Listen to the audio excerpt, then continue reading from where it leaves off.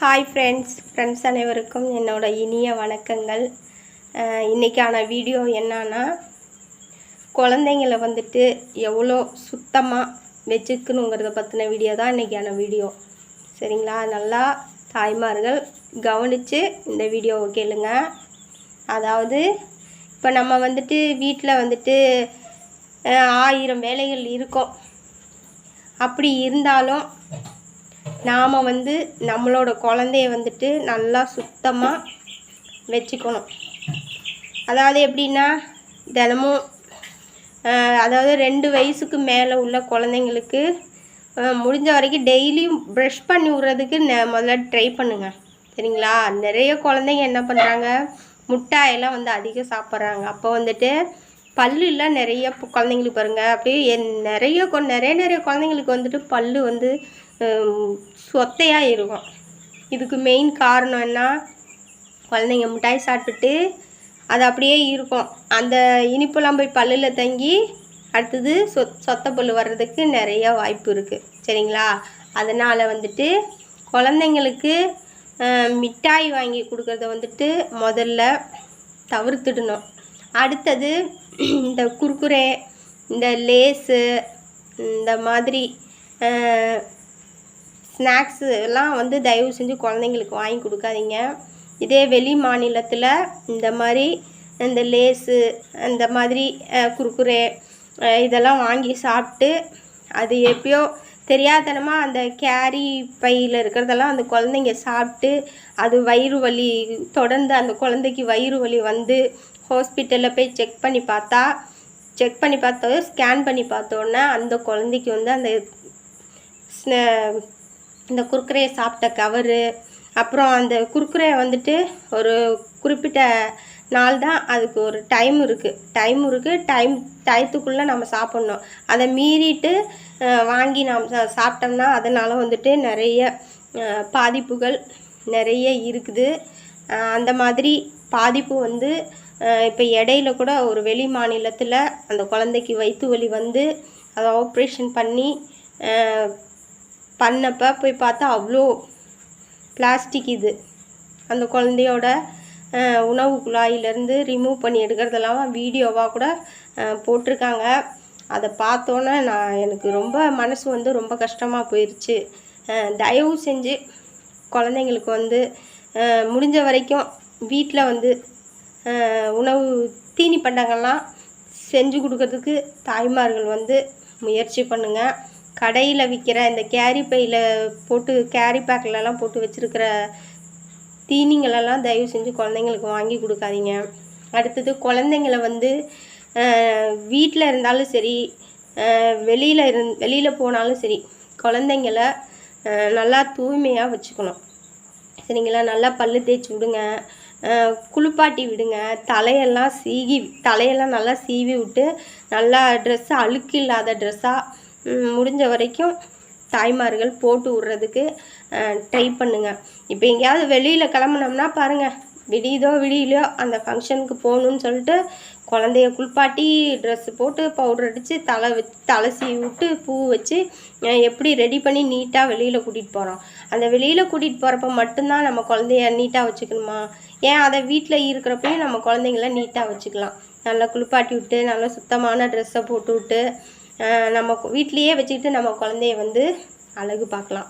நிறைய குழந்தைங்கள நான் பார்த்துருக்கேன். கையிலலாம் தாய்மார்கள் என்ன பண்ணுறாங்க, வேலைன்னு எனி டைம் வேலையே பார்த்துட்ருக்குறாங்க. அப்படி இருக்கப்போ கையில் பார்த்தா நிறைய குழந்தைங்க கையில் நகம் வளர்ந்து அந்த நகத்துக்கு இடையில ஏகப்பட்ட அழுகு இருக்குது. இருக்கிறப்ப அது என்ன பண்ணும், மண்ணிலே விளாண்டுட்டு வாயில் வச்சுச்சுன்னா அதனால் என்னாகும், நோய் வர்றதுக்கு நிறைய வாய்ப்பு இருக்குது. அதனால் தாய்மார்கள் தயவு செஞ்சு குழந்தைங்கள நீட்டாக வச்சுக்கோங்க. சரிங்களா? மண்ணிலலாம் விளாண்டுட்டு வந்தாங்கன்னா சில தாய்மார்கள் நான் பார்த்துருக்கேன், வீட்டு வேலையில் குழந்தைங்கள சரியாக கவனிக்கவே மாட்டாங்க. பார்த்தோம்னா அது அப்படியே அழுக்கு சட்டையோட சளி பிடிச்சிருக்கும். சளி பிடிச்சி இருக்கிறப்பையும் அழுக்கோட அந்த குழந்தைங்க இருப்பாங்க.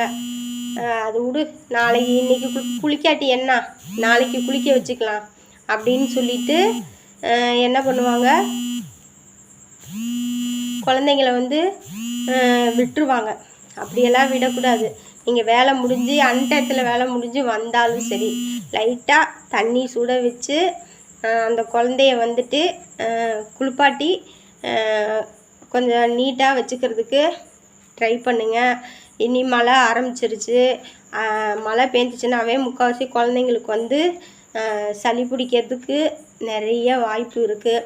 அப்படி இருக்கிறப்ப நீங்கள் என்ன பண்ணணும், குழந்தைங்களுக்கு சுடு தண்ணி வச்சு தான் குளிப்பாட்டி விடணும். அதே மாதிரி குழந்தைங்கள்லாம் டாய்லெட் போச்சிங்கன்னா முடிஞ்ச வரைக்கும் வீட்டில் டாய்லெட் இருந்துச்சுன்னா வீட்டில் டாய்லெட்டில் உட்கார வச்சு பழக்குங்க. ஏன்னா இந்த வில்லேஜிலலாம் சிட்டிலனா டாய்லெட்டு யூஸ் பண்ணுவாங்க. ஆனால் இந்த வில்லேஜிலலாம் பாருங்கள் அவுட் சைடு தான் போய் விடுவாங்க. பாத்ரூமில் உட்கார வைக்கிற வேலையே கிடையாது. திறந்த வெளியில் போய் உக்காந்து போயிட்டு உடனே அந்த குழந்தை என்ன பண்ணும், அம்மா எனக்கு கக்கா வருதுன்னு சொல்லிட்டு நம்ம போய் அங்கே உட்காந்து இருன்னு சொல்லிடுவாங்க. அது பாட்டுக்கு செடிக்குழி பார்க்கிட்டு போயிட்டு உக்காந்து இருக்கோம். ஏதோ ஒரு பூச்சி போட்டு வந்து நம்ம குழந்தைய திண்டுச்சுன்னா யாருக்குங்க நஷ்டம்? நம்மளுக்கு தானே நஷ்டம்.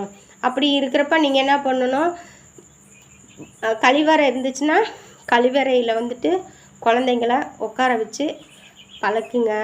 அதே மாதிரி கழிவறை வசதி இல்லாதவங்க குழந்தைங்க எதுவும் டாய்லெட் போகிற மாதிரி தெரிஞ்சிச்சுன்னா பெற்றோர்கள் வந்து கூட போயிட்டு நல்லா சுத்தமான இடத்துல போயிட்டு அது கழிவை நீக்கிற மாதிரி முடிஞ்ச வரைக்கும் முயற்சி பண்ணுங்கள். குழந்தைங்கள வந்து நல்லா சுத்தமாக வச்சுக்கணும். சரிங்களா? நம்ம குழந்த குட்டியாக இருக்கையிலே எவ்வளோக்கு எவ்வளோ குழந்தைங்கள ஆரோக்கியமாக நம்ம பார்த்துக்கிறோமோ அந்த அளவுக்கு எந்த ஒரு நோய் தாக்குதலும் இல்லாமல் நம்ம குழந்த நீட்டாக வளரும். இதை முதல்ல தாய்மார்கள் நல்லா தெரிஞ்சுக்கணும். குழந்தைங்கள நல்லா சுத்தபத்தமாக வச்சுக்கணும். வாரம் வாரம் நகம் வெட்டி விடணும். குழந்தைங்களுக்கு டெய்லியும் பல்லு தேய்ச்சி விட்டு பழக்குங்க. ஏன்னா இப்போ அது குழந்த பிள்ளை தானே, எப்படியா இருந்தாலும் பல்லு விழுந்துட்டு திரும்ப பல்லு முளைக்கத்தானே போகுது அப்படின்லாம் சொல்லிட்டு ஒரு கவனக்குறைவாக இருக்கக்கூடாது. எதுக்கு சொல்கிறேன்னா, முதல்ல பல்லு விழுகும், திரும்ப அது முளைக்கும் தான்.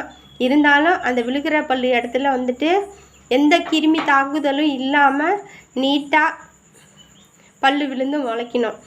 இப்போ விழுந்து ஒரு குழந்தைக்கு வந்துட்டு சொத்தப்பல் இருக்குதுன்னு வச்சுக்கோங்க. சொத்தப்பல்ல ஒரு குறிப்பிட்ட நாள் மிட்டாயெல்லாம் சாப்பிட்டு அரிச்சு பல்லு டக்குன்னு பொடிஞ்சு கீழே விழுந்துடும். திரும்ப என்ன பண்ணோம், மறுபடியும் அந்த இடத்துல பல்லு முளைக்கும். அப்போ வர்றப்ப என்ன ஆகும், அந்த பல்லு வந்து திரும்பவும் சொத்தப்பல்லாக தான் கிருமியோட திரும்பவும் சொத்தப்பல்லு வர்றதுக்கு நிறைய வாய்ப்பு இருக்குது.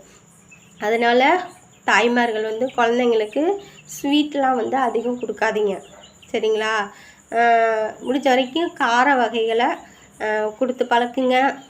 உங்களுக்கு டைம் கிடைக்கிறப்ப வீட்டில் வந்து நான் சொல்லியிருக்கேன், ஆல்ரெடி நிறைய வீடியோவில் சொல்லியிருக்கேன், இந்த தானியங்களை வச்சு குழந்தைங்களுக்கு வந்து தீனி ரெடி பண்ணி கொடுக்கணுன்னு நிறைய வீடியோவில் பார்த்துருக்கீங்க. நிறைய வீடியோவில் நான் போட்டிருக்கேன். அப்படி உங்களுக்கு எதுவும் நான் இந்த சொன்ன கருத்தில் உங்களுக்கு எதுவும் டவுட்டாக இருந்துச்சுன்னா நான் போட்டிருக்க ஒவ்வொரு வீடியோவையும் பாருங்கள். குழந்தைங்களுக்கு எந்த மாதிரி தீனியெல்லாம் கொடுக்கணும் அப்படின்லாம் நிறைய வீடியோ போட்டிருக்கேன். அதை வந்து பாருங்கள். அடுத்தது குழந்தைங்கள வந்து நல்லா சுத்தபத்தமாக வச்சுக்கோங்க. தலைக்கு வந்து நிறைய குழந்தைங்கள பாருங்கள், கண்ணெல்லாம் ஹீட்டுனால என்ன பண்ணும், வெயில் ஆட்டம் போகிறனால கண்ணெல்லாம் வந்து பொங்கி இருக்கும், பொங்கி வலிஞ்சு குழந்தைய பார்க்கறதுக்கு அசிங்கமாக இருக்கும். அப்படியெல்லாம் வச்சுக்கக்கூடாது. தலைக்கெல்லாம் டெய்லியும் எண்ணெய் தேய்ச்சி விடுங்க. ஏன்னா அடிக்கிற வெயிலுக்கு வந்து உடம்பு ஹீட் ஆகும். அப்போ தலையில் எண்ணெய் வச்சாதான் அந்த கண்ணுக்கு அந்த குளிர்ச்சி அடங்கி அந்த கண்ணெலாம் வந்து கொஞ்சம் பொங்காமல் இருக்கும். சரிங்களா? வெளியில் கூட்டிகிட்டு போகிறப்ப மட்டும் நாம் வந்து நம்ம குழந்தைய நீட்டாக வச்சுக்கக்கூடாது. வீட்டில் இருக்கையிலையும் குழந்தைங்கள நல்லா சுத்தபத்தமாக குளிக்க வச்சு நல்லா சுத்தமான ட்ரெஸ்ஸை போட்டு விட்டு நம்ம குழந்தைய நாம் அழகாக பார்த்துக்கணும். சரிங்களா? நாம் 10 மாதம் சுமந்து பெக்கக்கூடிய குழந்தை அது. அதை வந்துட்டு எந்த ஒரு நோய் தாக்குதலும் இல்லாமல் நல்லா ஹெல்த்தாக ஆரோக்கியமாக பார்த்துக்க வேண்டியது நம்மளோட கடமை. அதனால் நான் சொன்ன கருத்து உங்களுக்கு கண்டிப்பாக பிடிச்சிருக்கும். இதுக்கு முன்னாடி எப்படி இருந்தீங்களோன்னு எனக்கு தெரியாது. ஆனால் என்னோடய வீடியோ பார்த்ததுக்கப்புறம் நீங்கள் முடிஞ்ச வரைக்கும் உங்கள் குழந்தைங்கள வந்து நல்லா சுத்தபத்தமாக நல்லா ஆரோக்கியமாக ஹெல்த்தாக வச்சுக்கிறதுக்கு முயற்சி பண்ணுங்கள். நான் சொன்ன கருத்து உங்களுக்கு பிடிச்சிருக்கும். என்னோடய வீடியோ பார்த்துட்டு என்னோடய வீடியோவுக்கு வந்துட்டு மெயினாக சப்ஸ்கிரைப் பண்ணுங்கள். எதுவும் டவுட் இருந்தால் கமெண்ட் பண்ணுங்கள். நான் சொன்ன கருத்தெல்லாம் உங்களுக்கு பிடித்திருந்தால் என்னோடய வீடியோ உங்கள் ஃப்ரெண்ட்ஸ் அனைவருக்கும் என்னோடய வீடியோ ஷேர் பண்ணுங்கள். மீண்டும் அடுத்த வீடியோவில் சந்திப்போம். தேங்க்யூ.